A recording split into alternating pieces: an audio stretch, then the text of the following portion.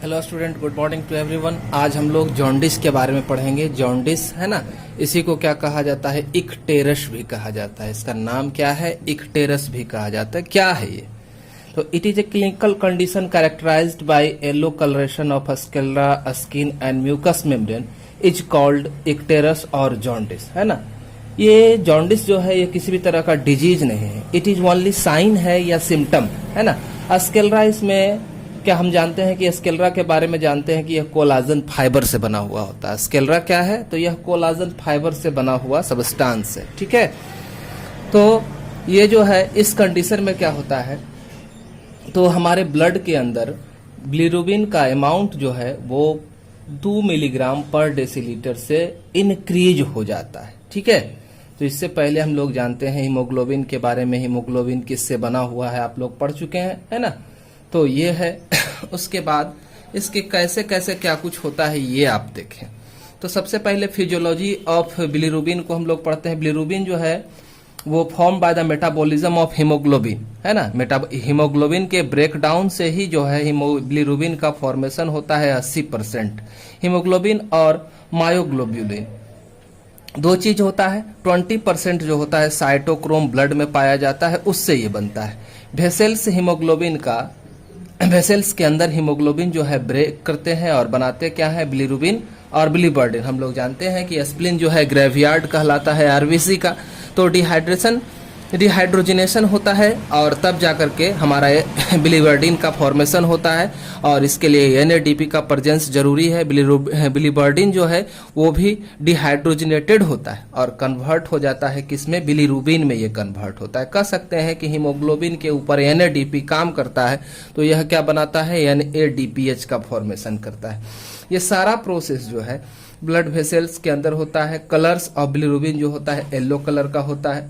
उसके बाद हम बिलिबर्डिन के कलर को देखें तो यह ग्रीन होता है। बिलिरुबिन यह जो है प्रोड्यूस किया जाता है किसके द्वारा? बिलिरुबिन बनता कैसे है? तो बिलिबर्डिन के द्वारा बनता है, और यह इनसॉल्युबल होता है वाटर में। कौन? बिलिबर्डिन, ठीक है। और इसको हम लोग कंजुगेटेड बिलिरुबिन भी कहते हैं, ठीक है। आगे आप देखें कि हमारा जब फॉर्मेशन होता है बिलिरुबिन का, हमारा जब फॉर्मेशन होता है बिलिरुबिन का, तब उसमें क्या होता है? एल्ब्यूमिन उसके साथ बाइंड कर जाता है ना, और इसको वहां से कैरी करके लीवर तक लाता है। और यह कॉम्प्लेक्स जो है बिलिरुबिन एल्ब्यूमिन कॉम्प्लेक्स कहलाता है। लीवर में एल्ब्यूमिन बिलिरुबिन कॉम्प्लेक्स जो है हेपेटोसाइट सेल के अंदर जाते हैं, और उससे एल्ब्यूमिन क्या हो जाता है? रिलीज हो जाता है। फ्री बिलिरुबिन जो होता है वो अगेन फिर से बाइंड करता है किसके साथ? प्रोटीन के साथ, और यह फॉर्म करता है कहाँ? लीवर के अंदर। और लीवर के अंदर एक चीज पाया जाता है जिसका नाम है लिगार्डिन, इसी से ये बाइंड करता है। इन लीवर कंजुगेटेड बिलिरुबिन और वाटर इनसॉल्युबल बिलिरुबिन बिकम हो जाता है कैसा? सॉल्यूट हो जाता है of conjugated with the help of, इसमें क्या चाहिए इसको जुड़ने के लिए? तो यूडीपी ग्लूकाक्रोनेट चाहिए, है ना, in the presence of glucuronyl transferase enzyme. और इस प्रोसेस को इसके साथ जोड़ने के लिए क्या चाहिए? ग्लूकोनाइल ट्रांसफरेज एंजाइम चाहिए। This water insoluble compound excreted from and come into the intestine, यहां से निकल सकते हैं बाहर, रिमूव आउट एक्सक्रीटरी के रूप में, या फिर इंटेस्टाइन पहुंचते हैं कॉमन बाइल डक्ट के द्वारा इंटेस्टाइन में। इंटेस्टाइनल माइक्रो ऑर्गेनिज्म जो है इसको कन्वर्ट कर देता है अस्टरकोबिलिनोजेन में। किसमें? अस्टरकोबिलिनोजेन में। सम पार्ट ऑफ अस्टरकोबिलिनोजेन जो है वो इंटेस्टाइनल वाल के द्वारा एब्जॉर्ब हो जाता है और किडनी तक पहुंचता है, और यह बाहर निकल जाता है किस रूप में? यूरोबिलिन के रूप में, है ना। This pigment gives the yellow colour of urine, इसी के वजह से कह सकते हैं यूरोबिलिन के वजह से हमारा कलर कैसा होता है इसका? तो इसका कलर जो होता है वो येलो होता है, ठीक है। इन द इंटेस्टाइन अस्टरकोबिलिनोजेन जो है कन्वर्ट हो जाता है अस्टरकोबिलिन में, और इसके लिए जरूरत पड़ता है बैक्टीरिया का जो इसको कन्वर्ट करते हैं अस्टरकोबिलिनोजेन में, और फिर ये एक्सक्रीटेड हो जाते हैं फीकल मैटर के साथ, ठीक है। उसके बाद है टाइप ऑफ जॉन्डिस को देखें तो जॉन्डिस कई तरह के होते हैं। प्री हेपेटिक जॉन्डिस, इसको हेमोलाइटिक जॉन्डिस भी कहा जाता है, हेपेटिक जॉन्डिस है ना, और पोस्ट हेपेटिक जॉन्डिस या ऑब्स्ट्रक्टिव जॉन्डिस भी कहते हैं। तो हेमोलाइटिक जॉन्डिस को देखें या प्री हेपेटिक जॉन्डिस को देखें तो it is occurred by excessive breakdown of RBC. यह कैसे बनता है तो आरबीसी के एक्सेसिव ब्रेकडाउन से बनता है।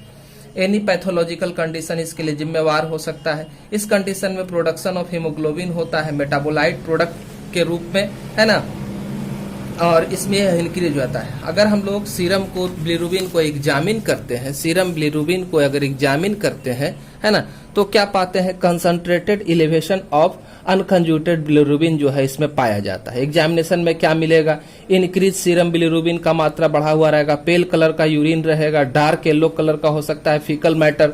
उसके बाद हेपेटिक जॉन्डिस के कंडीशन में क्या है, तो इन कंडीशन में पैथोलॉजी प्रेजेंट इनसाइड लीवर। इसमें समस्या कहाँ है तो लीवर के अंदर है। Etiology factor present in liver जो है वो डैमेज करेंगे इसको, हेपेटोसाइट सेल डैमेज हो जाएंगे। Conjugation of bilirubin is not occur inside the liver, और इस कंडीशन में लीवर के अंदर जो है कंजुगेशन नहीं होगा। लेकिन बट सम हेपेटोसाइट सेल्स जो है not affected by etiological agent, कुछ ऐसे भी हेपेटोसाइट सेल्स होते हैं जिस पर एटियोलॉजिकल एजेंट का इफेक्ट नहीं पड़ता है और वो कंजुगेटेड बिलिरुबिन का फॉर्मेशन को कंटिन्यू रखते हैं। एग्जामिनेशन में हम लोग देखते हैं ALT SGPT लेवल जो है वो इंक्रीज हो जाता है। ALT का फुल फॉर्म हुआ एलामिन ट्रांसमिनेज, है ना, तो ये कितना इंक्रीज हो सकता है, 5 से लेकर के 50 IU, है ना, पर लीटर के हिसाब से ये इंक्रीज हो जाता है सीरम में। AST SGOT जो है 5 से लेकर के 45 IU इंटरनेशनल यूनिट पर लीटर में ये इंक्रीज हो जाता है। अल्कलाइन फॉस्फेटेज जो है वो 3 से लेकर के 13 kAU पर डेसीलीटर स्लाइटली इंक्रीज करता है। यहाँ पर यूरिन का कलर जो है क्लेई क्लाउडली होता है और इस कंडीशन में पेशेंट जो है एनोरेक्सिया का शिकार होता है, लॉस ऑफ हेपेटाइट। ऑब्स्ट्रक्टिव जॉन्डिस जो है पोस्ट हेपेटिक जॉन्डिस के नाम से भी जाना जाता है। इस कंडीशन में obstruction of common bile duct by stone, इसमें हमारा स्टोन आ जाता है कॉमन बाइल डक्ट में। Tumour carcinoma of head of pancreas, cause obstruction of jaundice. In this conjugation of bilirubin occur in liver, but it cannot comes in intestine via common bile duct. In this condition, conjugated bilirubin prevail increase in serum. और इस condition में क्या होता है, conjugated bilirubin जो है वो serum में कम आता है। अब देखते हैं एग्जामिनेशन, तो increase alkaline phosphatase level in serum. Alkaline phosphatase का लेवल सीरम में इंक्रीज हो जाता है, मोर देन 30 kAU के आसपास हो जाता है। डार्क येलो कलर का urine, fat comes out from faecal matter, fat आने लगता है फीकल मैटर में। एब्डोमिनल पेन काउज होता है। जेनेटिक डिफेक्ट क्या क्या हो सकता है, गिलबर्ट सिंड्रोम और ग्रिंगलर नैगार्ड सिंड्रोम भी आ सकता है। अगर हम लोग ग्रिंगलर नैगार्ड सिंड्रोम को देखें तो ये कंडीशन क्या है, excessive intake of carotene papaya या ग्रीन वेजिटेबल्स डिपॉजिट्स के वजह से ये ऐसा काउज होता है। It is genetically abnormal condition है in which abnormal abnormality occurs in physiological process of metabolism. यानी कि प्रॉब्लम कहाँ होती है, फिजियोलॉजिकल प्रोसेस ऑफ मेटाबॉलिज्म में होता है। तो Uptake of albumin bilirubin and complex reduced हो जाता है, conjugation of bilirubin is defective हो जाता है, clearance of bilirubin is defective हो जाता है। ग्रिंगलर सिंड्रोम्स का कई टाइप है, वो हम लोगों को नहीं देखना है।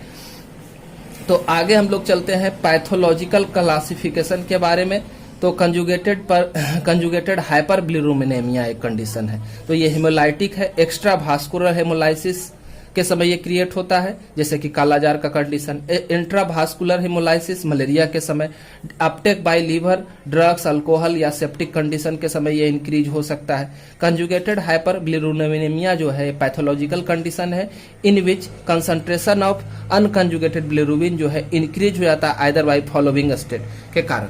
हेमोलाइटिक कंडीशन हो सकता है ना, हेमोलाइसिस हो सकता है, इंट्राभास्कुलर प्रॉब्लम हो सकता है, डिक्रीज अपटेक ऑफ लीवर, अगर लीवर के पास जो है कम मात्रा में बिलिरुबिन पहुंच रहा है उस कंडीशन में भी। ये सारा कंडीशन है आपका किसका तो जॉन्डिस का।